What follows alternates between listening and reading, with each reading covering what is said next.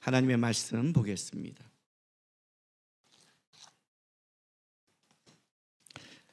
마태복음 5장 9절 말씀입니다. 자, 우리 다 같이 한 목소리로 읽겠습니다. 시작. 화평하게 하는 자는 복이 있나니 그들이 하나님의 아들이라 일컬음을 받을 것이며. 아멘.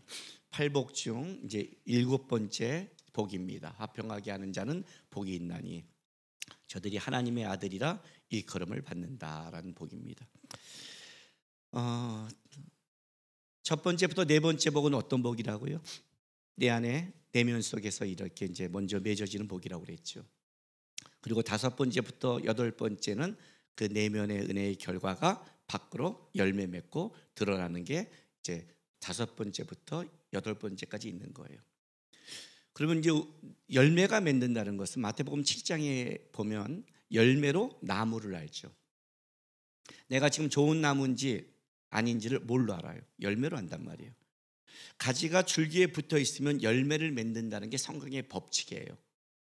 무조건 열매를 맺는 거예요. 붙어 있으면. 안 붙어 있으면 열매가 없는 거죠. 그러니까 내 삶에 열매가 없다는 건 현재 하나님의 관계 안에서 문제가 있는 거죠. 점검하는 거란 말이에요. 1년이 지났는데 나무를 가꿨는데 열매가 안 맺는다. 그 나무가 문제가 있다는 거잖아요. 뭔가는 모르지만 문제가 생긴 거잖아요. 열매를 맺었어요. 열매를 맺었다는 건 어쨌든 이제 붙어 있다는 뜻인데 어떤 열매냐가 이제 다르겠죠. 30배, 60배, 100배의 열매가 있고 그 열매가 먹을 만한 열매냐 아니냐 굉장히 중요하다면 이 열매에 대해서 그러니까 이 열매를 점검하는 것이 신앙에 굉장히 중요해요. 여러분 예수님께서 고난주간에 지나가다가 무화과 나무에 열매를 따시러 가세요. 그리고 열매가 없음을 보고 분노하세요. 근데 성경에는 뭐라고 말하냐면 무화과 때가 아니래요. 무화과 때가 아닌데 열매를 구했단 말이죠. 그렇다면 어떤 단순한 이야기가 아니에요. 거기에는 예수님의 시청각 교육이 있는 거죠. 그죠? 잎사귀가 굉장히 무성해요. 잎사귀가 무성하면 열매가 거의 맺는데 조그만 거라도 열매가 있는 듯 하는데 없는 거예요. 있는 듯 하는데 없는 것. 중요한 건 뭐예요? 열매가 없다는 게 중요한 거예요. 주님이 열매가 없는 나무는 결국은 어떻게 된다? 뿌리까지 마른다. 그러니까 신앙에 있어서 자신을 바라보고 자신의 열매를 점검하는 게 굉장히 중요해요. 그게 이제 5번째부터 8번째까지를 우리가 점검할 수 있는 거예요. 왜냐하면 5번째부터 6번째는 내가 심령이 가난하고 애통하는 하나님과의 관계 안에서 내면에 벌어진 것들이 어떻게 열매로 맺어지는가가 결과로 나타나는 것이 5번째부터 8번째까지 복이니까. 그런데 이 5번째부터 8번째도 5번째와 6번째, 7번째와 8번째로 좀 더 나눠져요. 5번째와 6번째, 긍휼히 여기는 자, 마음이 청결한 자는 내가 내 속에서 그것이 열매 맺는 것을 점검할 수 있는 거예요. 다른 사람은 잘 모를지 모르지만 자신은 알아요. 자신의 내면의 상태를 자신이 안단 말이에요. 다른 사람을 바라보는 데 있어 나는 긍휼히 여기는 마음이 있는가?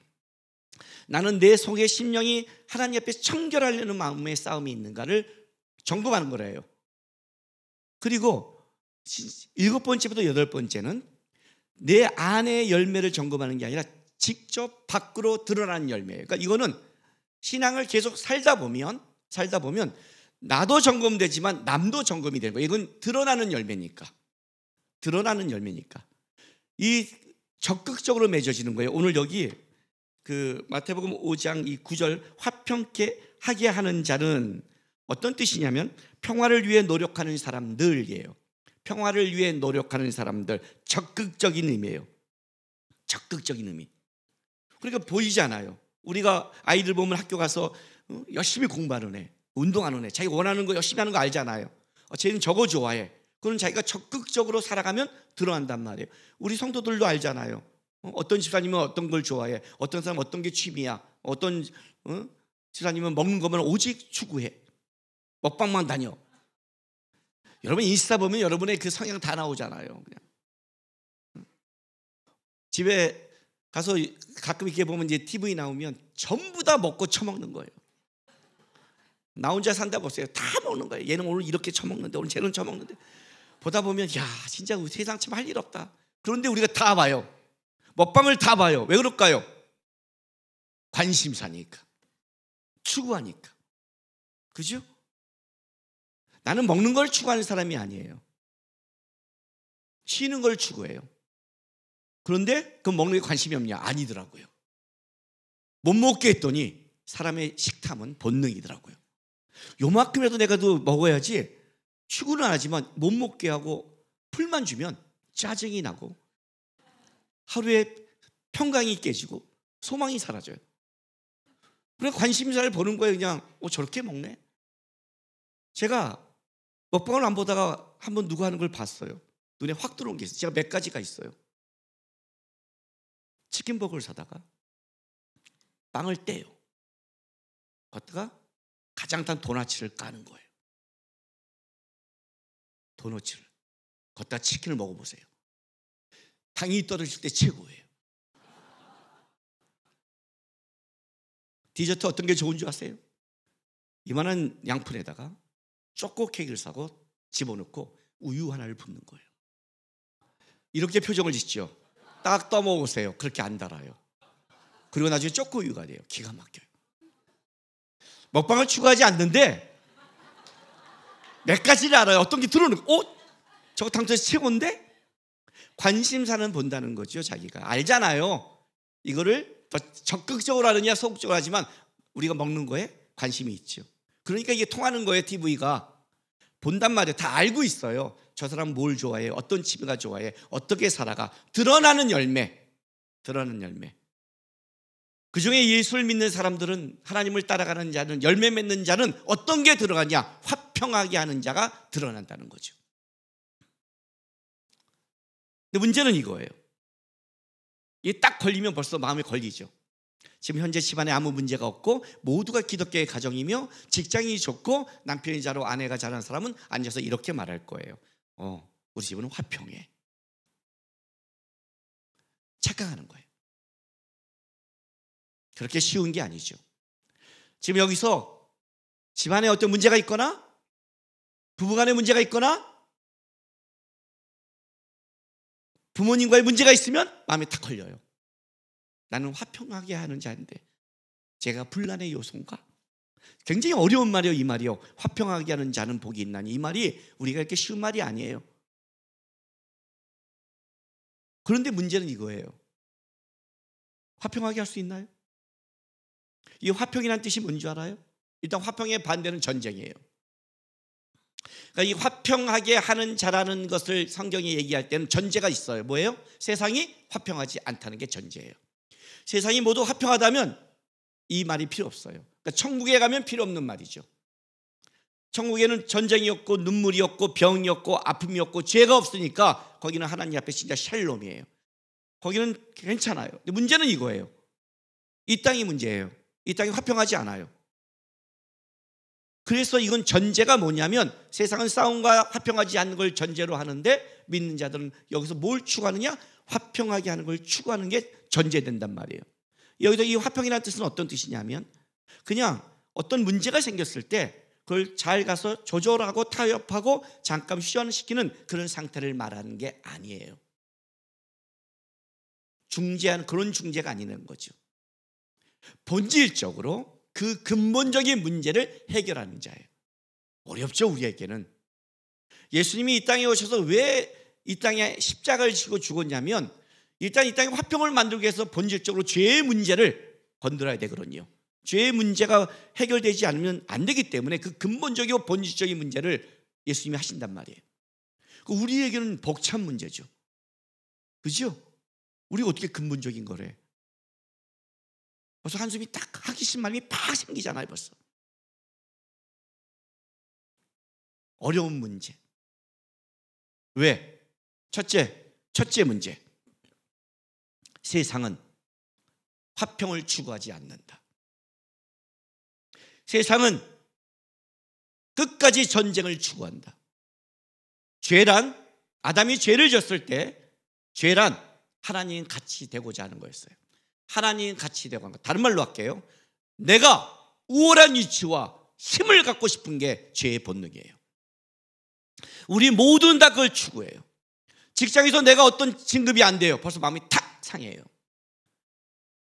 내가 열심히 살았는데 그만큼 돈을 못 벌어요. 마음이 상해요. 나는 성실히 살았는데 그만한 대가가 없어요. 마음이 상해요. 내가 성실히 살았다를 복으로 따지지 않아요. 성실히 산 만큼의 어떤 위치를 원해요. 우월한 위치. 세상이 다 그 싸움하지 않아요? 세상은 다 내가 힘을 갖고 싶고 우월한 위치를 갖기 위해 싸워요. 여러분 다 그것 때문에 땀 흘리고 노력해요. 그것 때문에 경쟁하고 그것 때문에 하는 건데 그 위치에 못 쓰면 어떻게 해요? 다른 걸 희생시켜요. 내가 그걸 갖고 싶은 게 죄거든요. 죄는 그렇게 시작하는 거예요. 우리 모두가 다 있는 거예요. 모두가. 신학교 들어와요. 열심히 기도해요.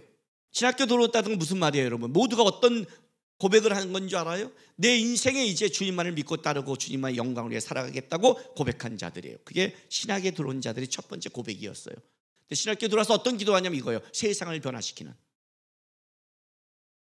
주님을 따라가는 데 목적이 아니라 결국은 뭐예요? 주님을 따라가는 데 어떤 세상의 어떤 열매와 결과. 그게 우리 안에 잠재되어 있다니까요. 쉬운 게 아니에요. 제가 엊그저께 이런 말 했어요. 나는 우리 자녀들을 위해 기도할 때 못하는 기도가 있다고 그랬어요. 옛날에는 했는데 지금은 못해요. 그게 뭔지 아세요? 우리 하람이 아주인을 하나님 크게 사용해 주세요. 못 모를 때는 그렇게 했죠. 크게 사용되면 어떻게 되는데? 모세가 크게 사용됐어요. 어떻게 했어요? 홍해 앞에 서야 돼요. 절벽 앞에 서야 돼요. 막힌 길의 인생을 가야 돼요. 그의 인생 속에 끊임없이 공격과 환난과 어려움이 그 앞에 있는 게 전제 조건이에요. 멋지고 뽐나게 했은 게 아니라 하나님의 영광을 들기 위해 자기의 삶이 막히는 거예요. 그게 얼마나 벅찬 삶인데, 얼마나 힘든 삶인데 못하겠는 거예요. 왜냐하면 그렇게 하나님을 따라가는 세상이 만만치 않으니까. 이 죄악이. 우크라이나 러시아 전쟁 한번 보세요. 다 우월한 위치 싸움이잖아요.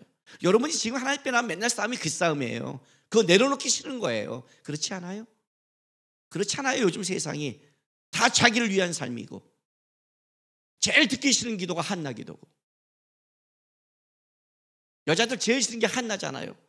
한나 기도하고 애 낳고 애 잘 키워라.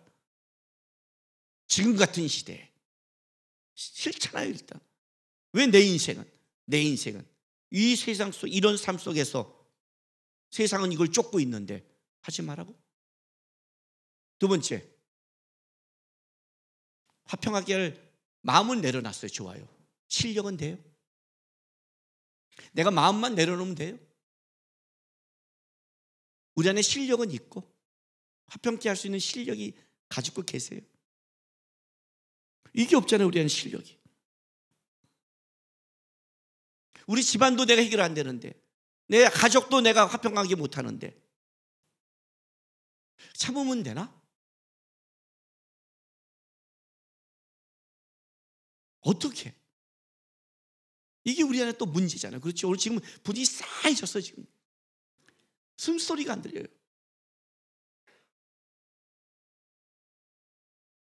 알겠는데 쫓기도 어렵고 힘든데 나에게 실력이 없거든요. 우크라이나 러시아의 전쟁이 왜 이렇게 오래 가요? 이거를 평화를 만들 실력 있는 자가 없어요. 미국도 안 돼요. 안 돼요, 여러분. 세상이 우리의 실력으로 안 돼요. 여러분, 우크라이나 러시아의 전쟁이 남의 일이에요? 이상기온이 남의 일이에요? 남부에 비가 왔어요. 홍수해졌어요. 우리 집은 괜찮아요. 남의 일이에요? 그게 다 나중에 우리의 시대 속에 같이 엮여 있는 거 아니에요? 미국의 핵 잠수함이 들어왔어요. 북한이 미사일 쏴요. 지금 미사일 안 맞는다고 해서 괜찮은 거예요? 실력이 없잖아요. 우리가 기도는 실력이 없잖아요. 누가 김정은 좀 막아주세요. 없잖아요. 누가 러시아 가도 푸틴 좀 막아주세요. 못하잖아요. 이게 우리의 문제예요. 더 큰 건 뭐냐면 세상이 감당할 수 없는 이상기온이 시작됐어요. 코로나가 왔어요. 어떤 게 올지 몰라요. 우리가 아이들을 키우면서 두려운 게 뭐예요? 이게 어려운 거예요. 우리 아이들이 오는 시대가 어떤 시대가 될지. 왜냐하면 우리가 본능적으로 실력도 없고 은혜도 없어요. 어저께 제가 신림동에 있는 어느 교회에 집회하러 갔어요. 갔는데 목사님이 이렇게 말을 해요. 목사님, 몇 시간 전에 여기서 살인사건 났습니다. 어저께 뉴스에 나왔을 거예요. 신림역에서. 그 남자가 가서 칼로 남자를 4명을 찔렀는데 1명은 죽었고 3명은 부상을 입었어요. 그 얘기를 하는 거예요. 묻지마예요. 저녁 때 뉴스를 봤더니 이렇게 말하더라고요. 그 사람이. 나는 불행한데 다른 사람들은 불행하지 않은 것 같아서 죽였대요. 무섭지 않아요? 아이들 학교 보내기 무섭지 않아요? 우리 때는 양아치 그러면요, 그냥 술과 담배 정도 했어요. 그리고 삥 정도 뜯었어요. 지금은 마약을 해요. 그거 있는 거 아세요? 마약 체크하는 용지 있는 거? 그런 시대가 됐어요. 외국에서 영화 보면 이렇게 잔을 들고 이렇게 마시고 하잖아요. 잔을 계속 들고 있죠. 뽐나고 든 게 아니에요. 내 잔을 놓으면 안 돼요. 누가 마약을 넣을지 몰라요. 내 잔을 내가 보호하는 거예요. 그래서 용지가 있어요. 갔다 오면 용지를 담그면 마약이 들었는지 찾는 게 있대요. 그런 시대가 왔다니까요. 우리 아이들이 원해서가 아니라 누가 장난치면 마약에 중독되는 거예요. 근데 그걸 막을 실력이 없어요. 한탄만 해요. 사회가 점점 더 악해지는데 어쩌라고요? 어쩌라고요? 성경은 종말을 얘기하고 있는데, 종말을 얘기하는데, 그러니까 우리 아이들에 대한 두려움이 많은 거예요. 세 번째는 화평케 하는 방법을 몰라요. 우리가 오늘 이 마태복음 8복에 5절에 9절에 화평하게 하는 자는 복이 있나니 그들이 하나님의 아들이라 일컬음을 받을 것이요. 딱 이렇게 나왔어요. 그렇죠? 그러니까 이제 이거가 화평하게 그러면 어떤 뜻이냐면 일단은 좋아, 좋게, 어쨌든 평화롭게, 이제 이런 걸 생각하는 거예요. 싸우지 않게, 대들지 않게, 좋게, 이런 게 우리 안에 개념이 들어올 거 아니에요. 그렇죠? 그런데 다음 주에 우리가 8복 중에 마지막 복이 뭐냐면 의를 위하여 박해받는 자는 복이 있대요. 의를 위해 박해받는 자예요. 그럼 생각해 보세요. 의를 위해 싸운다는 뜻이에요. 박해를 받는다는 건 싸운다는 뜻이거든요. 그럼 싸운다면 어떻게 돼요? 부닥친다는 뜻을 가지고 있어요. 내가 이 땅에 평화를 주러 온 줄 아냐? 검을 주러 왔노라. 그죠? 부모와 자식이 싸운다고 그러잖아요. 그러면 싸우라는 거야? 참으라는 거야? 오늘은, 이번 주는 참고 다음 주는 싸워요. 그죠? 우리 그냥 설교 들은 그 한 주만 그렇게 살면 돼요. 이번 주는 참는다. 내가 참고 기다린다. 다음 주에 보자. 다음 주에는 의를 위해 박해받으니까 내가 싸울 것이다. 한 주만 참는다. 모르겠는 거예요. 우리는요. 도대체 언제 참으라는 거야? 언제 싸우라는 거야? 어떤 때는 막 그냥 검을 들고 싸우라고 그러고, 어떤 때는 그냥 죽기까지 참으라고 그러고. 이게 죽을 때 죽는 거야? 싸울 때 싸우는 거야? 이거 모르다가 어떻게 돼요? 이거 모르다가 참을 때 덤벼 죽고 덤빌 때 참다가 죽잖아요. 이게 우리 인생이란 말이에요. 다 참는다고 되나? 몰라요? N번방 사건. 처음에 어떤 걸 하면 계속 요구하면 끝날 줄 알았더니 끝나지 않죠. 참아줬더니 혹은 줄 알죠. 참아줬더니 다 따라줬더니 나는 존재 가치가 사라지죠. 존재 가치가. 어쩌라는 거야 도대체? 화평케 하는 게 참는 거야? 싸우는 거야? 복잡해졌어요. 지금 팔복을 설교 중에 오늘같이 복잡한 건 제가 처음 봤어요. 여러분 표정들이 벌써 다음 주는 얼마나 더 안 좋을까요? 일단 우리가 화평하게 하는 자는 복이 있나니 저희가 하나님의 아들이라 일컬음을 받을 것이를 좀 봐야 될 전제가 하나 있어요. 이 본문은 이렇게 된다고 그랬어요. 화평하는 자는 복이 있다. 그죠? 그래서 하나님 아들이 되는 게 아니라고 그랬어요. 팔복의 전제는 다 구원받는 것을 전제로 해요. 다 죄에서 예수 그리스도 안에서 회복된 걸 전제로 한다고요. 내가 노력해서 얻는 열매가 아니라 가지가 줄기에 붙어 있으면 맺어지는 열매가 전제예요. 그러니까 이거는 우리가 열매를 맺어야지, 이거는 다른 종교예요. 여러분, 열매를 맺을 이유가 없어요. 여러분, 줄기에 붙어 있어야 되는 거예요. 사실 그게 신앙의 싸움이에요. 그러니까 이거 보면 이렇게 된다고 그랬어요. 화평하게 하는 자는 복이 있다. 왜냐하면 저희가 하나님의 아들이라 일컬음을 받았기 때문이다가 정확한 본문이죠. 그다음 전제가 뭐냐면, 일단 화평이라는 걸 좀 내려놓고, 이 화평하게 하려는 자의 전제는 하나님의 아들이라 일컬음을 받은 자가 전제가 되는 거예요. 내가 하나님의 아들이라는 게, 내가 하나님의 자녀라는 게 전제가 되는 거예요. 왜냐하면 아들은 단순하게 아버지와 아들의 관계는 어떤 관계냐면 그냥 부자라는 관계를 떠나서 상속자의 관계예요. 기업을 잇는 자의 관계예요. 상속자라 그러면 우리는 어떤 생각을 하냐면 그냥 돈을, 그냥 우리 아버지 재산이다, 내 재산, 아버지 것이 내 것, 이렇게 세상적인 관계를 갖는데, 그것이 아니라 아버지의 추구하는 것, 아버지가 바라보는 것, 아버지가 소망하는 게 뭐예요? 내 것이라는 거예요. 내가 아버지의 상속자가 되려면 아버지가 이 기업을 어떤 목적으로, 어떤 마음으로, 어떤 방향으로 가는지를 알고 추구하고 따라갈 때 오는 기업이지, 그냥 맺어진 게 아니에요. 그 전제가 뭐예요? 하나님의 아들 된 삶이 먼저 전제예요. 다른 말로 할게요. 화평케 하려면 첫 번째 전제, 하나님과 먼저 화평하라, 하나님과 먼저 화목하라가 전제가 되는 거예요. 하나님과 싸우고 있는데, 하나님과 부닥치고 있는데 무슨 화평이 어디 있어요? 내 안에 뭐가 맺어져요? 아담이 하나님의 관계가 온전했을 때 하와의 관계가 온전했고 피조물의 관계가 온전했어요. 세상은 화평했어요. 그런데 아담이 힘을 갖기 위해 하나님께 도전해요. 역행현상이라고 그래요. 죄가 도전하는 것. 도전하여서 딱 하나님께 도전할 순간 하나님의 관계가 깨져요. 깨지는 첫 번째 증상은 어떻게 나타나냐? 일단 하나님을 피해요. 아담아 어디 있니? 제가 두려워서 피했습니다. 하나님이 피해져요. 하나님이 피하면 예배와 기도가 무너져요. 피상적이 돼요. 감격과 즐거움이 있잖아요. 왜? 부담스럽잖아요. 여러분이 어떤 사람과 문제 있는 사람을 한번 만나보세요. 어때요? 눈을 마주치기가 힘들어요. 그리고 표정이 굳어져요. 여기가 바다를 떨린다고 여기는 웃고 있는데 다다다 떨고 있잖아요. 이렇게 활짝 웃는 게 아니잖아요. 웃으려고 노력하는 거지, 애쓰는 거지 아니잖아요. 그죠? 관계가 깨진단 말이에요. 이게 죄예요. 기도가, 그러니까 말이 깊어지지 않아요. 그냥 안녕하세요 인사하고 그래요 피하고, 그 정도예요. 깊은 대화가 안 돼요. 깊은 대화가 안 되면 그 사람과 절대 친밀해지지 못하죠.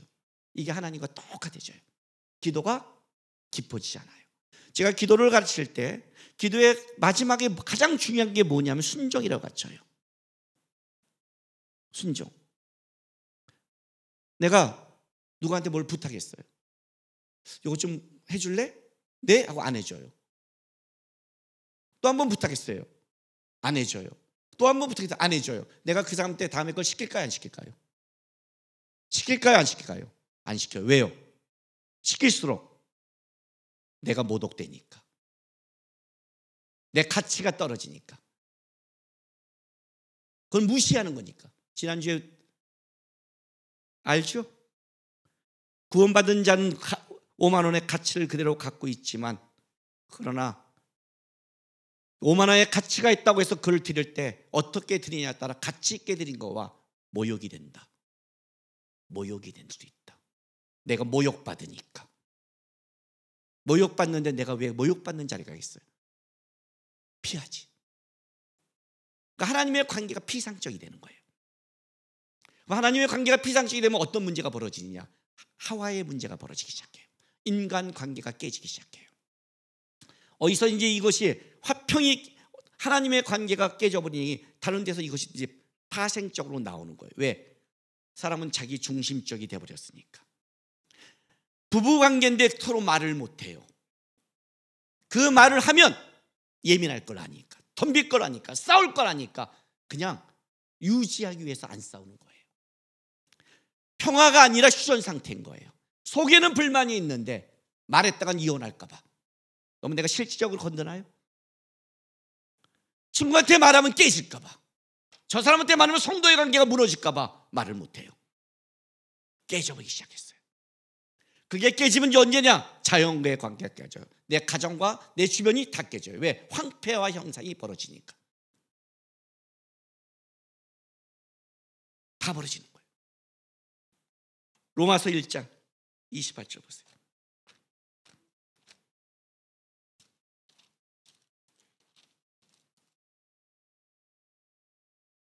1장 28절 22절 28절부터 보세요.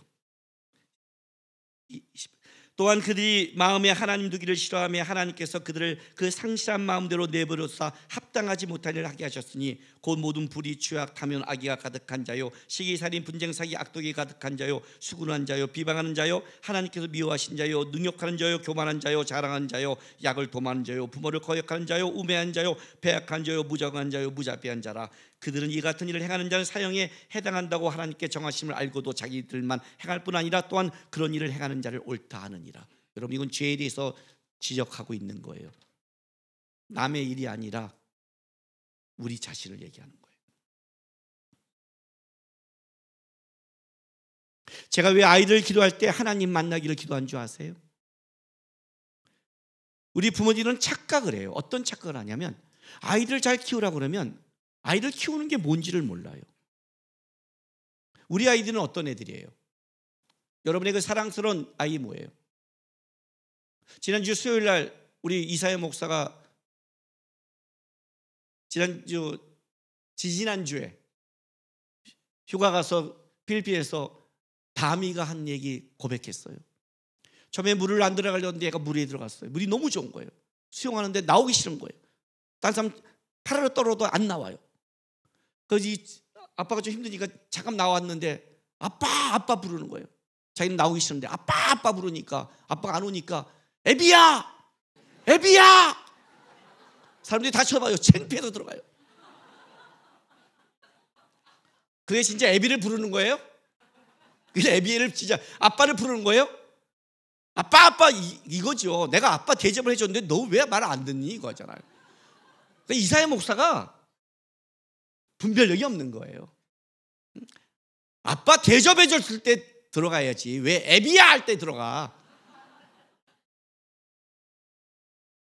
귀엽죠? 성경에 우리를 세례 요한이 이렇게 말해요. 독사의 자식들아, 너희가 어떻게 이 임박한 진노를 피할래? 자, 독사가 난 새끼는 독사입니까? 도마뱀입니까? 독사입니다. 착각하지 마세요. 겉모습이 귀엽다고 그 아이가 어떤 걸 갖고 태어난지를 착각하고, 그러니 깨어있지 않고 기도하지 않고 키우지 않고 선한 양심과 하나님 뜻대로 살아가려고 애쓰지 않는 거죠.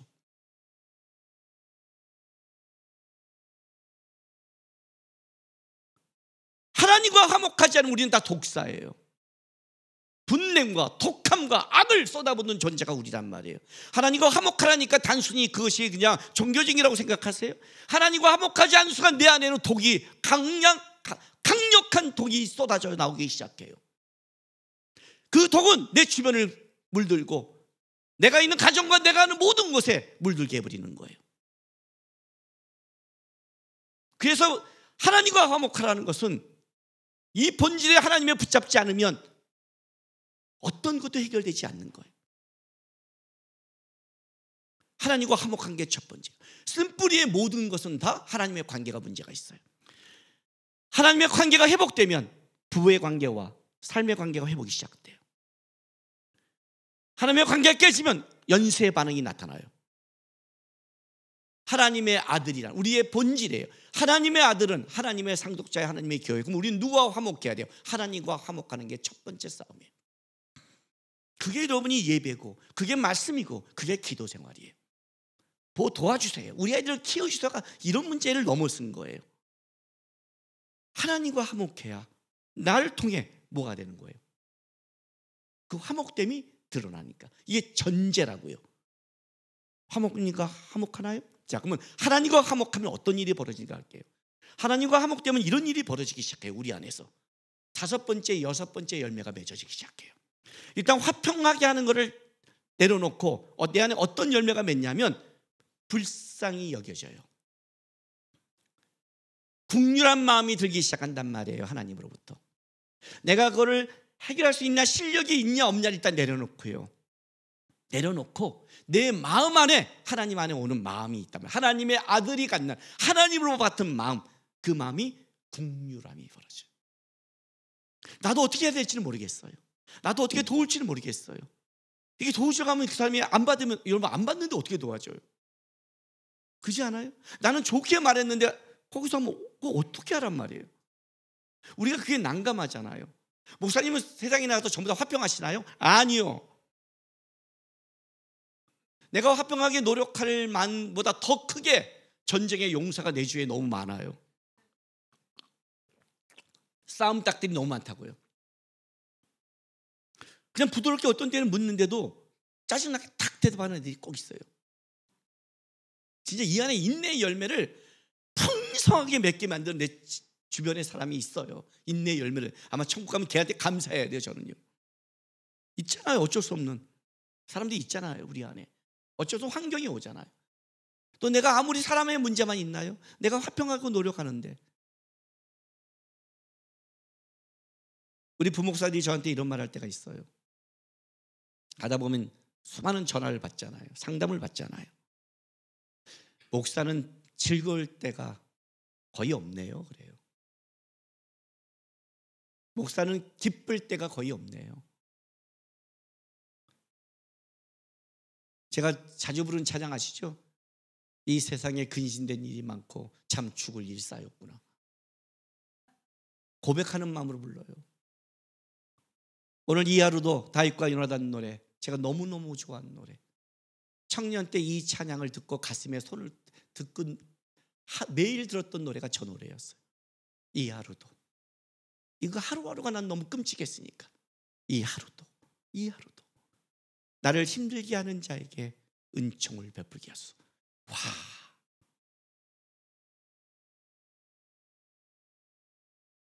안 되잖아요. 하나님, 나는 못해요. 실제적으로는 실력이 없으니까. 그런데 어떤 열매가 맺냐? 국률함이 생기는 거예요. 화평을 맺을 수는 없지만 악을 악으로 갚지 않는 마음이 생기는 거예요. 악해지지 않는 거예요. 화평케 하는 자라는 것은 일단은 화평을 목적과 방향을 잡는 자예요. 왜? 하나님의 아들이니까. 하나님의 아들이 됐다는 징표는 뭘로 보냐면 하나님의 기업을, 하나님을 쫓는 걸로 나타나는데, 그 하나님을 쫓는 그것이 뭐냐면 화평이니까. 디모데후서 2장 20절부터 23절 보세요.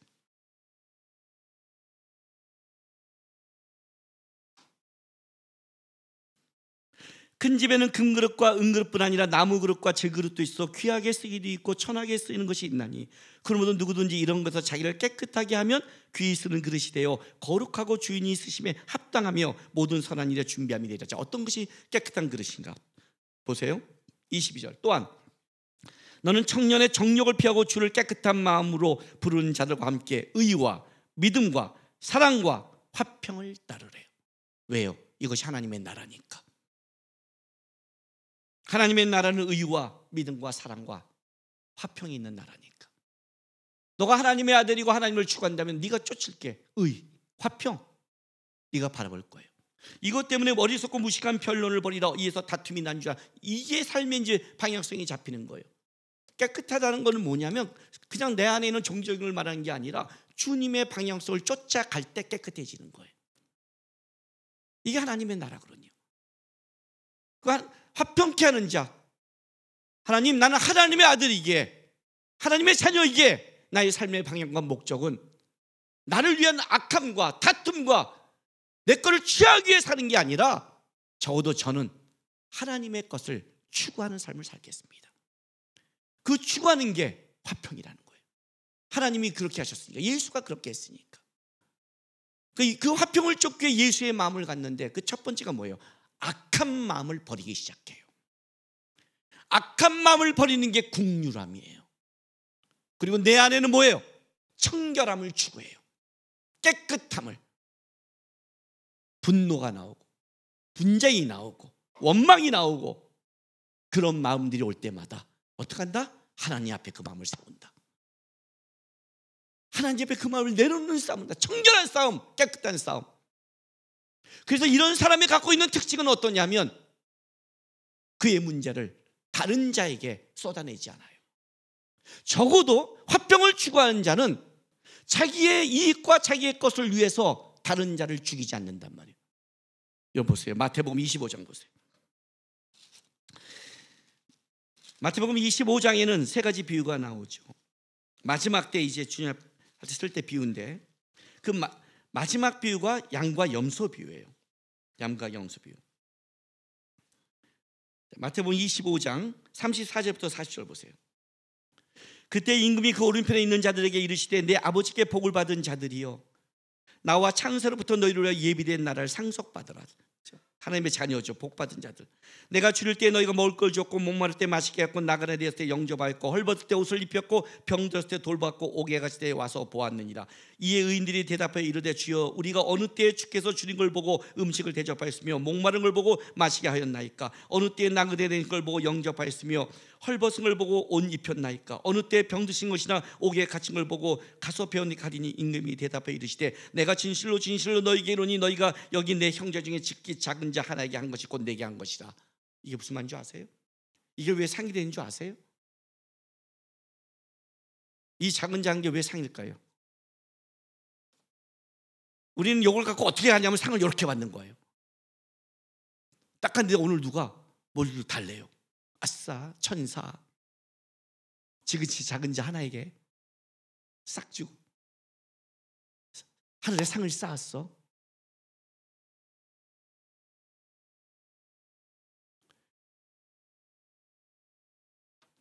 가진 자들, 힘 있는 자들이 해야 될 가장 첫 번째 요소가 뭔지 아세요? 그 힘을 자랑하지 않는 거예요. 가진 것을 우월한 위치에서 드러내는 게 아니에요. 지금 여기 있는 사람들이 갖고 있는 하나의 특징이 있어요. 분명히 이 사람은 가진 자였어요. 줄인 자에게 목마른 자에게 힘든 자에게 나눠준 자들이었어요. 그죠? 나눠준 자들이었어요. 그런데 이 나눠준 자들이 갖고 있는 특징이 뭐예요? 우리가 어느 때 했습니까를 몰라요. 자기가 만약에 진짜 나눠줄 마음으로 했다면 가지고 있는 거예요. 나는 나눠주는 자야. 나는 베푼 자야. 누가복음 18장에 기도 모르세요? 한 바리새인이 하나님 앞에 왔을 때 기도할 때 뭐라고 그래요? 하나님, 나는 저와 다릅니다. 나는 11조하고요. 나는 봉사하고요. 나는 구제하고요. 나는 다릅니다예요. 그렇게 나온단 말이에요, 있는 자가. 근데 뭐라고 그래요? 몰라요. 어느 때입니까? 이 말은 무슨 말이에요? 이 사람이 자기가 가진 힘과 자기가 가진 실력을 나눌 때 적어도 가난한 자를 멸시하거나 가난한 자에 대해서 우월한 위치에도 하지 않았다는 마음이었어요.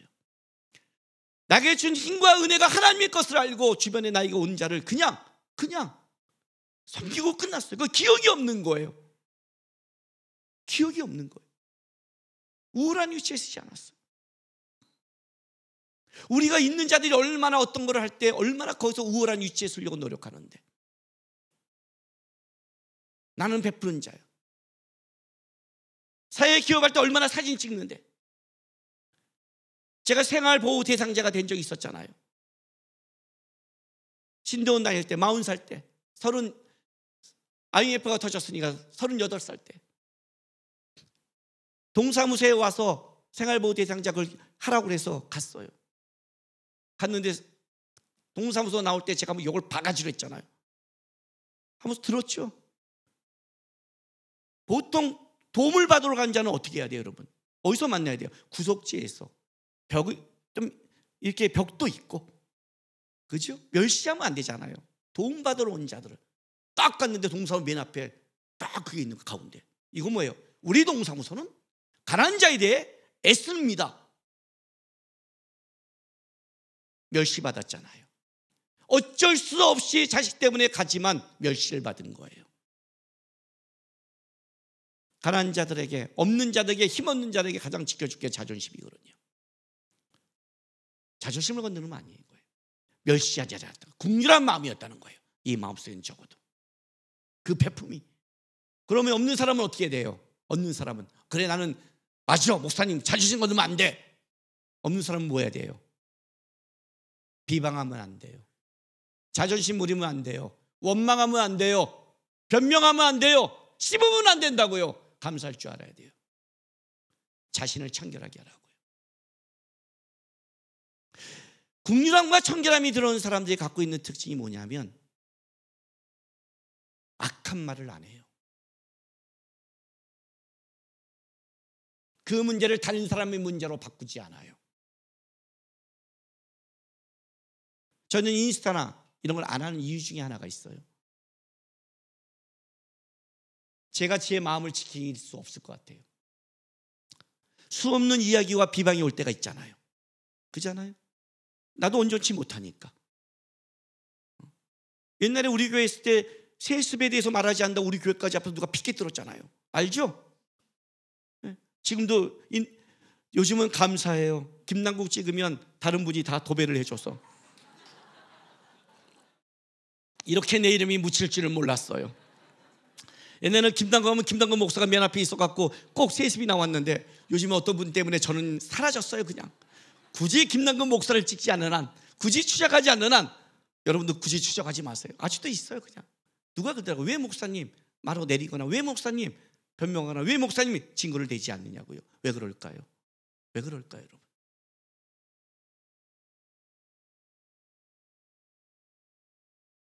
싸우다 보면 자신이 없는 거예요. 좋은 말로 얘기해도 악하게 오면 자신이 없는 거예요. 차라리 그러면 입을 다물자. 천국 가서 하나님 앞에 쓰자. 하나님, 내가 화목할 자신이 없고 내가 저 사람들 좋게 만들 자신이 없지만 적어도 내 입으로 비방하지는 않겠습니다. 상처 주려고 노력하지는 않겠습니다. 내가 할 수 있는 이 화목을, 최소한 화평을 쫓으려고 노력하겠습니다. 하나님, 저는 적어도 화평을 만들 수는 없지만 화평을 추구하겠습니다. 자식이 문제 있다고 해서 자식 때문이라고 말하지 않겠습니다. 성도가 문제에서 성도 때문에 목회한다고 못한다고 말하지 않겠습니다. 예수님께서 누구든지 나를 따르는 자는 자기를 부인하고 자기 십자가를 지었는데 그분이 화목을 만들기 위해서 십자가 상에서 저들 때문이 아니라 저들이 저희 죄를 모른다고 말씀한 것처럼 내가 주님같이는 못 가지만, 주님같이 말은 못하지만, 주님같이 축복은 못하지만 적어도 저주의 말을 안 하려고 노력하겠습니다. 이게 화평을 쫓는 자의 열심이에요. 그러기에 뭘 기도해야 되냐면 하나님, 긍휼히 여기는 마음을 주십시오. 청결한 마음을 주십시오. 하나님의 아들 되는 싸움을 하게 도와주십시오. 적어도 내가 있는 그 자리, 내가 만나는 그곳에서, 내가 만나는 샘터, 내가 만나는 사람들에서는 내가 악의 근원이고 내가 분노의 근원이고 내가 쏟아내는 그 근원은 되지 않게 도와주십시오. 가정의 불화를 내가 해결을 못하지만 거기서 묵묵히 기도하는 자가 되게 도와주십시오. 울고 있는 자가 되게 해주십시오. 적어도 화목을, 화평을 바라보는 신앙, 내가 하나님의 아들을 잊지 않는 신앙, 그 노력하는 신앙 되게 도와주십시오. 이거는 믿는 자가 하나님을 향한 바라보는 목적이요, 목표요, 방향성인 거예요. 너가 화평을 이루니 아니니 못 이룰 수 있어요. 이 세상에 내가 실력 없을 수 있어요. 이 세상에 내가 우리 가정 나 하나조차도 못 만들 수 있어요. 그러나 적어도 하나님의 아들이고 주님을 쫓는 자면 이걸 하나님 앞에 쏟아내고 분노하지 않고 악하지 않고 비방하지 않고 원망하지 않고 내가 힘의 힘을 갖고 자랑하지 않고 까불지 않고 조그만 걸 해도 그냥 하나님이 주신 그 자리에 은혜가 흐르게. 이 사람들이 왜 나눠줬겠어요? 주신 힘을. 지나가다가 진짜 거지에게 몸을 나눠주고 누가 올 때 밥을 주고 옆에 있는 사람 도와주고 이것이 다 어떤 마음으로 했을까요? 내가 있는 그 자리에, 내가 살아가는 자리에 내가 준 힘과 은혜가 그냥 잘 흘러가서 조금이라도 하나님의 것이 이루어지는 그 마음으로 했을 거 아니에요. 그러니 주님이 나한테 하는 것이다. 자기는 그것이 전혀 모르고 했지만 그것이 바로 화평케 하는 자고, 그것이 바로 하나님의 아들이라는 징표예요. 이게 왜 복된 줄 아세요? 이게 왜 복된 줄 아세요? 주님이 이렇게 말할 거예요. 너는 하나님의 아들이라는 복을 받은 자다. 화평케 하냐 못한 게 아니라 네가 화평을 쫓는 그 마음이 너는 나와 친밀하며 내가 바라본 걸 바라봤고 내가 소망한 걸 소망하는 바로 하나님의 아들이라는 것을 내가 인정한다. 그래서 가장 복된 은혜가 되는 거예요. 주님 바라보면서 칭찬 못하고 감사 못하면 입을 다무시고 기도하시고, 하나님 제가 만들지는 못해도 화평을 쫓는 신앙 되겠습니다 하는 하나님의 아들 되시기를 주님의 이름으로 바랍니다. 기도하겠습니다.